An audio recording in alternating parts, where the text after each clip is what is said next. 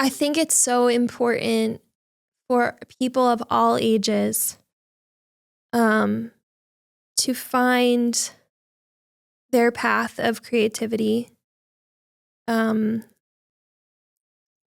What inspires them, what keeps them going, what motivates them.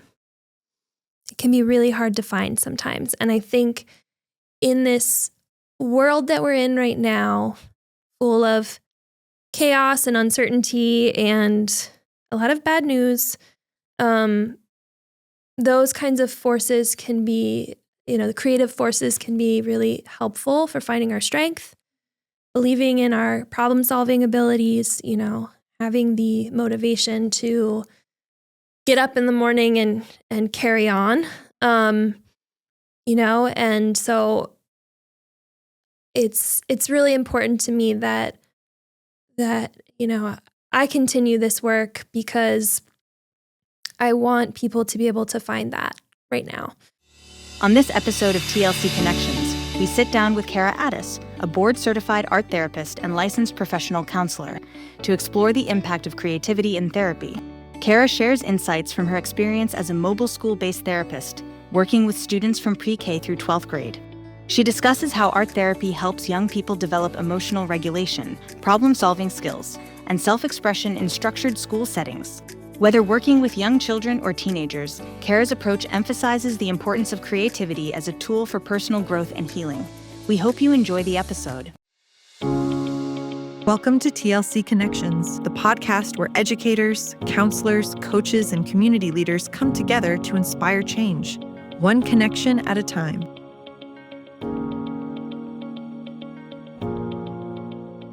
Welcome to TLC Connections, Cara. Thank you for having me. I'm so excited to be here. Thanks for being here. I'm really excited about our conversation today. So just to jump right into it, I want to ask you to talk about what you do for us here at the Lincoln Center. Walk us through your role. Sure. Well, I've been at the Lincoln Center for about 4.5 years, and my role has changed a little over time with different projects that I've been on.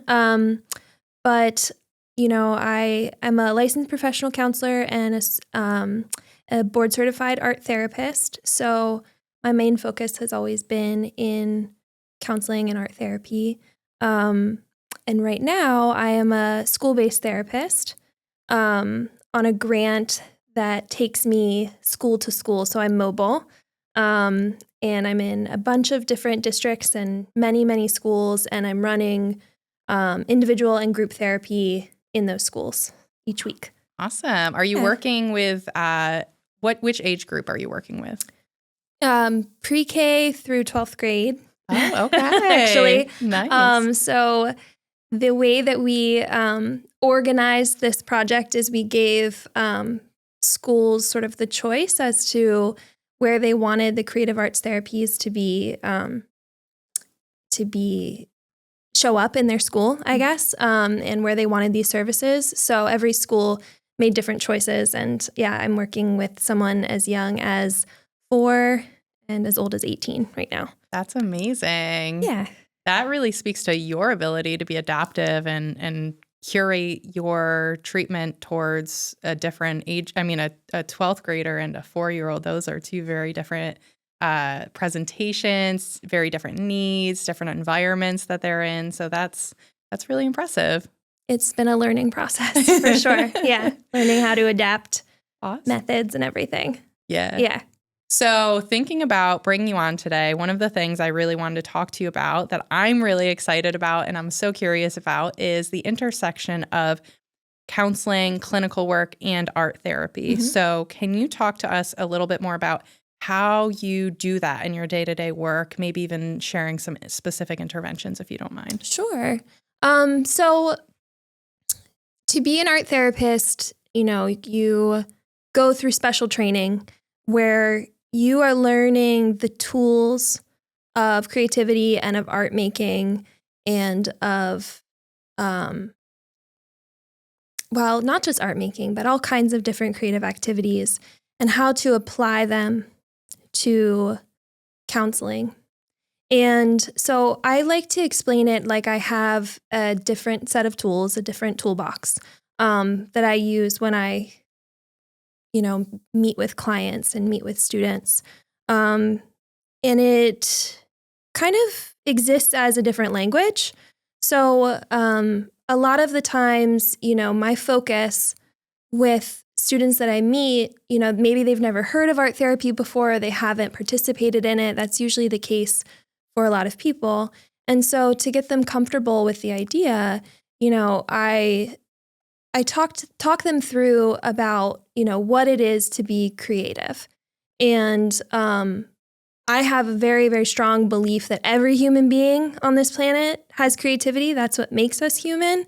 And so a lot of what I'm doing is focused on helping people find their creativity, whether that's through their voice, whether that's through art making, whether that's through other presentations of creative health.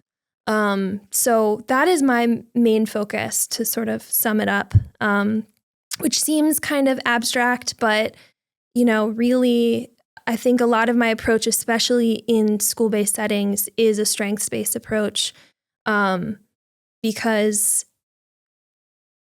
especially in a school, students are subject to this very rigid sort of structure and are still going through all the ups and downs of life in this structured setting.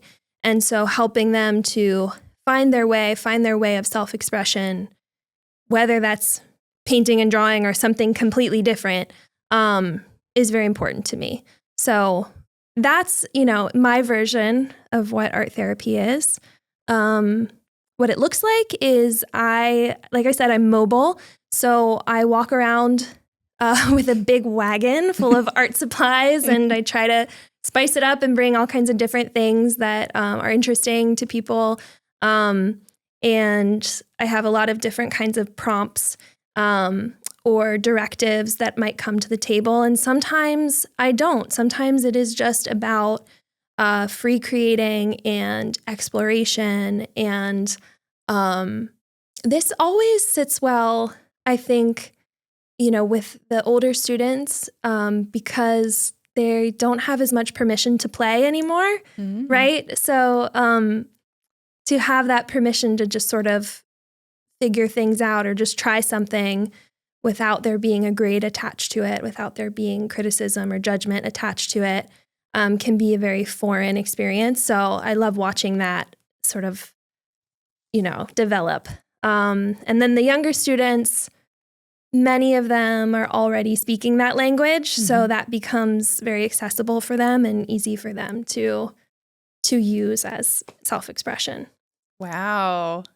That's amazing. I really liked hearing about sort of the different perspectives from the two age groups. And I'm really grateful because I think when I think of creative art therapy and art interventions, I often think, oh, it's best with the younger kids. But that point is so important that you mentioned that they don't have permission to play so often. And I went to a training a couple of years ago that talked about the rise that we have been seeing with adolescent suicides and depression. And one of the things they talked about that's so important is unstructured play, that we have taken that away from our kids. Our kids are in so many programs. They are going to school, and then after school, they're going to dance. And then on the weekends, they're doing robotics. It's just they're very busy with a lot of structured activity. And that unstructured play is so important. So I'm so grateful that you shared that piece. That's really an important thing for them. Yeah, I agree. And it's something that is close to my heart because when you work with students or clients in that way, and then you keep showing up in that way, where you allow this sense of freedom in this contained space, right? This sense of like risk taking in this contained, safe space. You are creating this bubble of safety to carry on these types of play, these types of risks, these,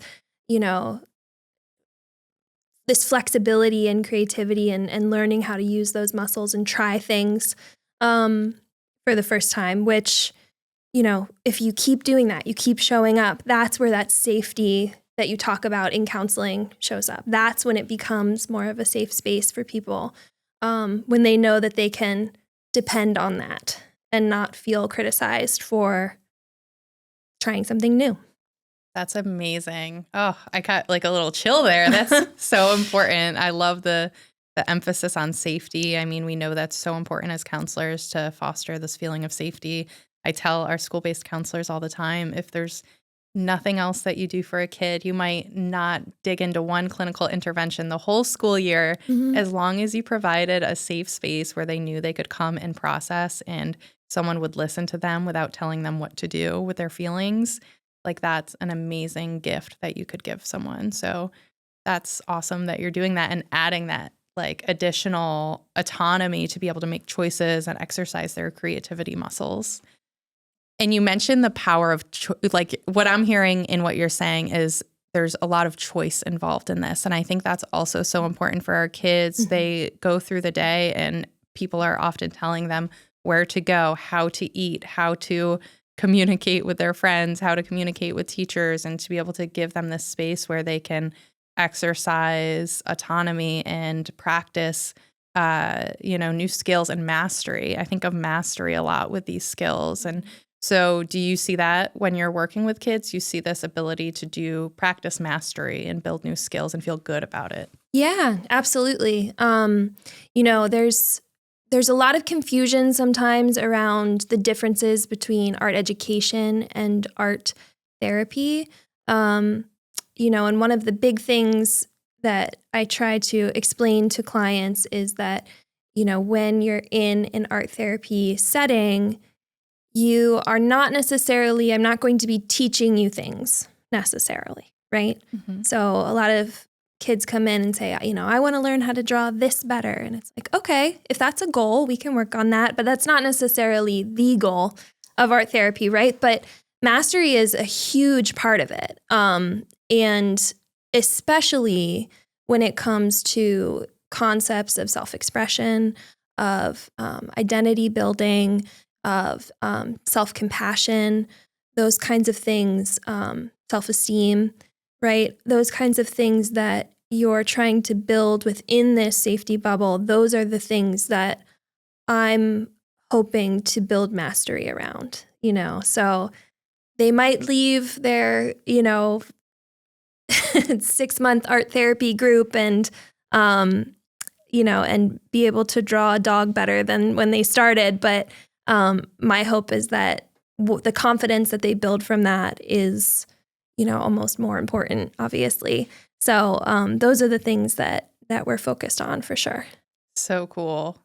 I think about this term that I like to use all the time. The folks that I supervise probably are sick of hearing it, but during adolescence, they go through this thing that I'm sure you've heard about, but individuation, where an adolescent is learning to create their identity that's separate from their family of origin. And they're learning what's working in their peer circles. They're learning kind of where they want to go and thinking about the future and becoming an adult.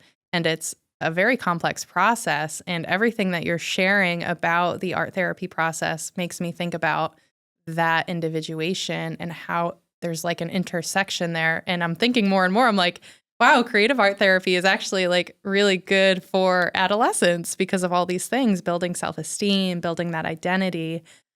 So in thinking about those pieces as well, can you talk more about like what you see as being the most valuable with the youngest of kiddos that you're working with, preschoolers, kindergarteners, which we know it's such a different experience. So talk about that a little bit. Yeah. So, I think with any person, young or old, there's going to be individual goals. So, we might be able to generalize certain things happening with the younger kids, developmentally, obviously. But a lot of it, in a school-based setting, it's school readiness. It's readiness to be in social groups, right? So learning how to share, learning how to, everything. patience, right? Take turns, right? Sort of regulate their emotions. That's probably the biggest one, right? Understanding their emotions, identifying their emotions. That carries through adulthood because it's hard for anyone as emotions get more and more complicated as we get older to identify. But that's probably the biggest thing that we work with younger students. Yeah, that makes sense. I think that when I think of those interventions, and some of the folks that I supervise also utilize some of the art interventions as well. And one of the things they definitely talk a lot about understanding emotions and and kind of just figuring out how to be patient with themselves, right? Like, I think sometimes we see that tendency to want things to be perfect, where they get frustrated quickly, that distress tolerance. They have low distress tolerance, so they make a mistake and they become frustrated very easily. And through the process with the therapist, they often are able to build those distress tolerance skills and be more patient with themselves and maybe even lessen a little bit of that anxiety around perfectionism. Totally. And that comes with, a lot of positive reinforcement too. That's where the, clinician really steps in. Sort of recognizing when you are observing them work or you're working alongside them and creating things, and you're recognizing when they made a certain choice and saying that out loud, and recognizing when they used a coping skill that, and repeating that out loud. Another big thing that, we do as facilitators of art therapy is to understand, when to keep art directives structured and when to make them more unstructured. So it's a spectrum, right? And materials and knowledge of art materials really goes into this a lot too, where there's some materials that are super fluid and some materials that are very, very rigid, and identifying where a client sort of is in that spectrum of materials, in that spectrum of structured versus unstructured tasks, and helping them to move one way or the other along the spectrum, whether they need to contain their emotions more or whether they need help, really expressing their emotions more.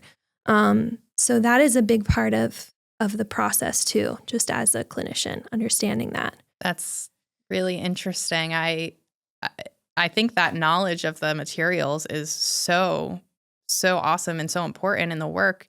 One of the therapists that I work closely with, we were having a community event with one of the schools we partner with, and we were discussing different options for supplies and what she would need. And paint got brought up, and she mentioned something along the lines of, and I am probably going to butcher this, but I think she used the word that paint can be activating.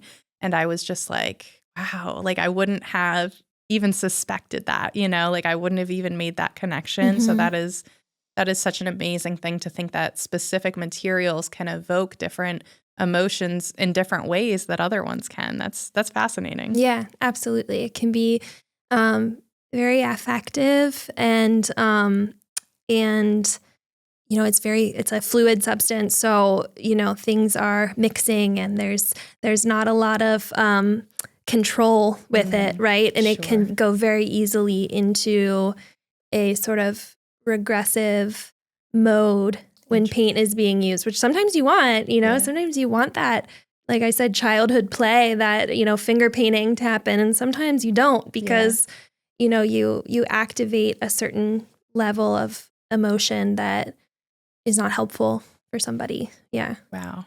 So every material can do different things, they're very powerful in that way. Wow. That is so cool. Thinking also about some of the amazing work that you're doing with kids, I'm wondering if you can share about a specific student or client that you've worked with and done interventions with where you saw really great progress, of course, while still protecting their confidentiality. But if there's one specific kind of story you could share with us. Yeah. So a lot of the work that I'm doing now are really sort of short-term counseling groups, but I have had the opportunity to work with a couple students individually. And there's one student I've been working with for the past 2 years now. And I've seen tremendous progress. This person had been through a lot in their home life, just in different homes, getting used to different families, just a lot of change, a lot of adjustment, a lot of grief. And what was showing up in school was a lot of, behavioral concerns, right? And a lot of emotions that they weren't able to regulate. And so this person came into my art therapy session, and, sort of had expectations on themselves, had a certain level of control, very low distress tolerance. And so when you're creating artwork and you don't have the perspective like, oh, it can be whatever, whatever you want it to be. They have a very specific goal in mind, and that goal isn't reached. Right. There's a lot of distress that comes with that, Mm-hmm. right?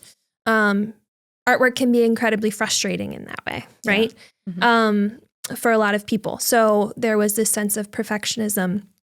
And the way that we worked together was, we did a lot of regulation exercises while we created. So we took breaks. We did a lot of breathing together.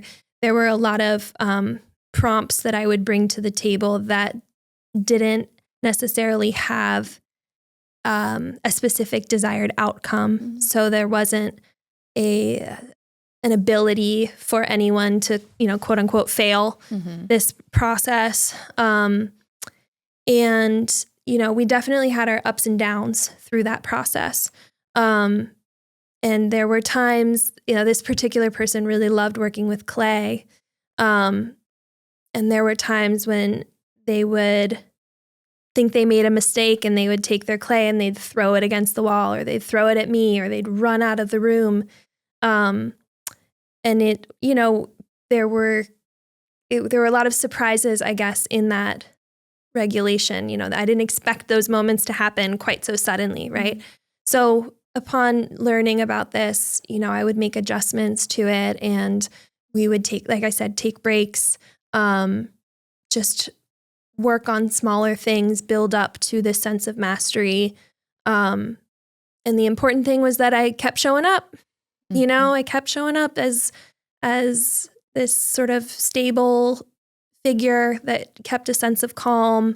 And now we're still working together, and they are finally able to not only finish a project without any self-criticism, but also they're able to talk about their emotions with me, which is huge. This person was not able to do that in the past. So I think that it's a combination of, the interventions used, but then again, that relationship building that, I've been there for 2 years as the same sort of stable environment, and it's created a sense of safety where they can express themselves in a way. And they're building those skills still to be able to do that outside of the therapy room. That's still a challenge. Mm-hmm. But, we've gotten a lot of clay unicorns along the way too. Mm-hmm. Like that's been their main focus. And I kind of love that because there's been this progression of clay unicorns that really have nothing conceptually to do with what we're talking about. But there's so much in those unicorns. If only people knew, the conversations that happened while we were making those, and the moments of celebration and the moments, of challenge that went into those. But yeah, I'm particularly proud of this particular person and the journey that they've taken. So thanks for asking me about that. Yeah. I'm very proud of this person. That is amazing. So. What a special thing to see from your perspective of this person who didn't have those skills and you're able to help them figure that out. That's incredible. Yeah, and it's almost like the unicorn is the sense of stability, right? Mm-hmm. Like they were looking for that. And with every new rendition of a clay unicorn that they make, there's like a stronger sense of self almost that comes out of it. So yeah, it's pretty cool. Awesome. Mm-hmm. So thinking about systems, as a company, the Lincoln Center, we hire many different types of professionals, behavior analysts, counselors, social workers, and creative art therapists. And so we have creative art therapists that work across many different divisions. We have our school-based division that has creative art therapists. We have Heather's Hope, which is our victim services program. We have other programs as well that support creative art therapists. So I keep using this term creative art therapist. And the reason for that is I want you, Cara, as the expert, to talk a little bit about what that umbrella is and what other types of creative arts fall under that. I know we're talking more about, would you call it visual arts when you're like painting and I don't know, you talk about it. Yeah. So you're right. Creative arts is an umbrella. Creative arts therapies, is an umbrella term. And we all know that there's many different types of art forms out there, and all have different specific training. So yes, as an art therapist, I went to graduate school specifically for art therapy, and most of that has to do with visual art media. However, I personally, as an artist, expand that, a lot of my artwork is embodied and, is related to movement. And so there's definitely crossover that happens. But under this umbrella of creative arts therapies, there is also dance movement therapy, which gets its own very special training. There is music therapy. There is drama therapy, poetry therapy. So there's so many different types of art forms where, there's very specific knowledge that people have, specific training. That's really cool. I actually didn't know about the poetry therapy or the drama therapy. I know we typically have music therapists on staff, although I don't think we have any right now. And we do have a couple of dance movement therapists, which I know do really amazing work in the schools as well. So, but it's cool to hear too how you're able to integrate both the visual art stuff that we're talking about with movement as well. Can you talk a little bit more about how you use movement with kids? Yeah, absolutely. So the first thing that comes to mind, right, is that in a school setting, you are assigned to a chair and a desk. And you are expected to work within the, restraints of that, the limits of that. And so I often encourage, again, depending on the person and the group and what they need, I often encourage people to work where they would like to work in the room. So if that's laying on the floor, if that's taping something to the wall and working on the wall, if that's standing, if that's taking breaks. So positioning is important, right? And making sure that people are comfortable. I'm, restrained to sort of like the environment of the school that I'm in and the room that I'm in, but I try to make that a possibility, to be flexible in that way. I also, there's a lot of movement and sort of body awareness that happens in art making. So breath work that comes up for regulating. Sometimes the work that we're doing creatively, is not necessarily cognitive or symbolic, but it's very kinesthetic, right? We're making marks on paper, and that has to do with the movements of our body, that has to do with the breath that we're taking, and it's sort of building that body awareness while you're visually mark making too. So that happens a lot. And even like the size of the surface that you're working on, encourages different kinds of body movements. If you're able to put a giant piece of paper, from floor to ceiling on the wall, and you encourage people to use their whole arm to create a drawing versus, a tiny small piece of paper that's in front of you, there's a different mindset that goes into that, and a different experience that goes into that visual art making. Different comfort level, right? Different sense of risk.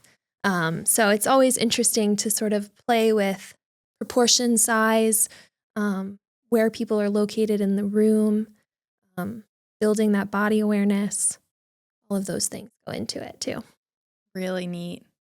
I really like hearing how you're meeting the kids where they're at. You're kind of saying you don't need to be sitting at a table drawing on a small piece of paper with a crayon. Like, this is going to be something that you're going to be comfortable with, and that's something, it's going to look different for every kid. So that's just amazing. I'm just loving hearing about this. One of the things that we like to talk about a lot on this podcast is connections, right? Mm-hmm. Connections, choices, things that happen in our life that take us down the path that we end up in.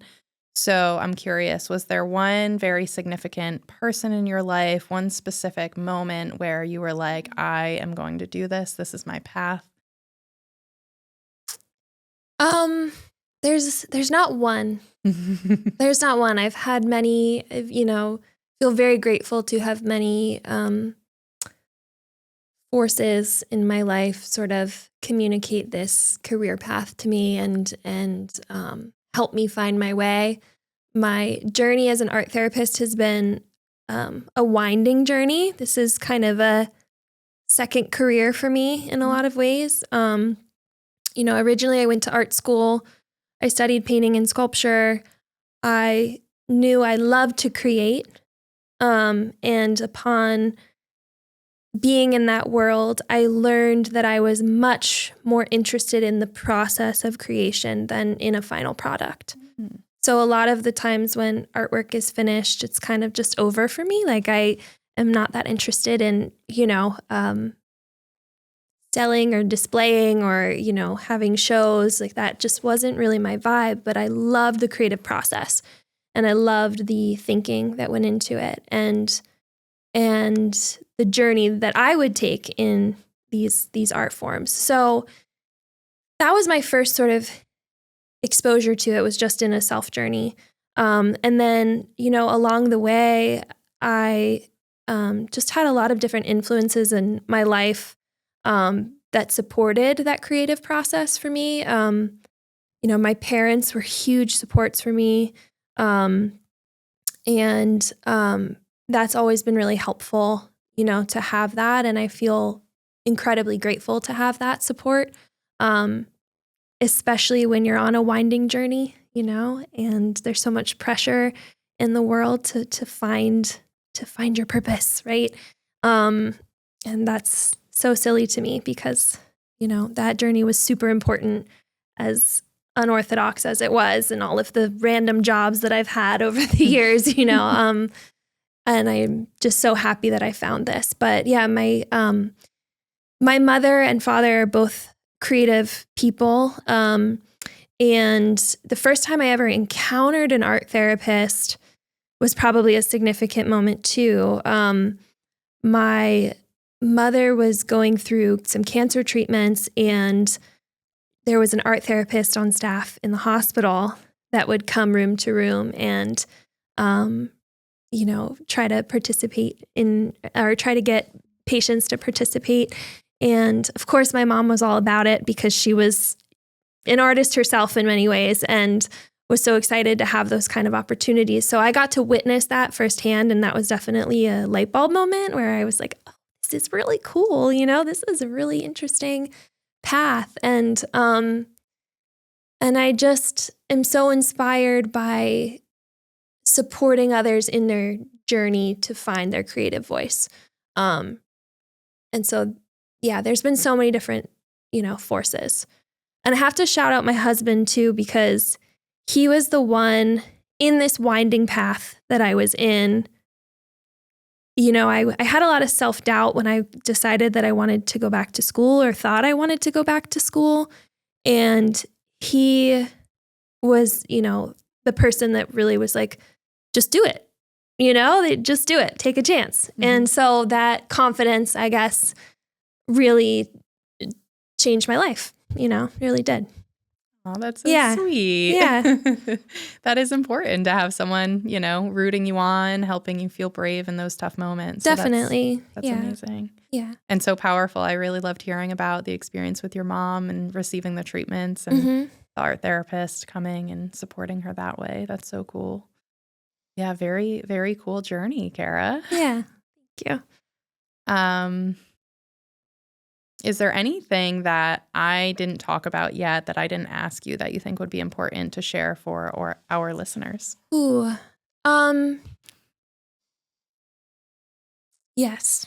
I think that I don't even know how to summarize this, but I think it's so important for people of all ages to find their path of creativity. What inspires them, what keeps them going, what motivates them. It can be really hard to find sometimes. And I think in this world that we're in right now, full of chaos and uncertainty and a lot of bad news, those kinds of forces can be, the creative forces can be really helpful for finding our strength, believing in our problem-solving abilities, having the motivation to get up in the morning and carry on, and so it's really important to me that I continue this work because I want people to be able to find that right now. I'm looking for it myself sometimes, right? I don't have it every day either. But I just feel that that's so important. But that's all. I think that's all I want to say. Yeah. Yeah. So if I think that's an amazing message. I love that. And if someone was to say, that sounds amazing, but where do I start? What would be your response to that? I think starting small with things that, intrigue you, that you find curiosity in, following that curiosity, right? A lot of times when we're curious about something, we kind of downplay it, or there's a lot of things that, override it. But yeah, stay curious about stuff. I love that. Stay curious. It would be cool to get that on the wall in here. Stay curious. I like that. Awesome. Well, this conversation has been such a pleasure, Cara. Yeah, thank you so for much. having me. Of course. Thank you for sharing about your work and about your path. And yeah, it's just great to have you. Thank you. Thanks, Alyssa. TLC Connections is supported in part by the Lincoln Center for Family and Youth. Through education, counseling, coaching, and consulting, we empower people to make positive choices, meaningful connections, and transformational change. To learn more, visit thelincolncenter.com.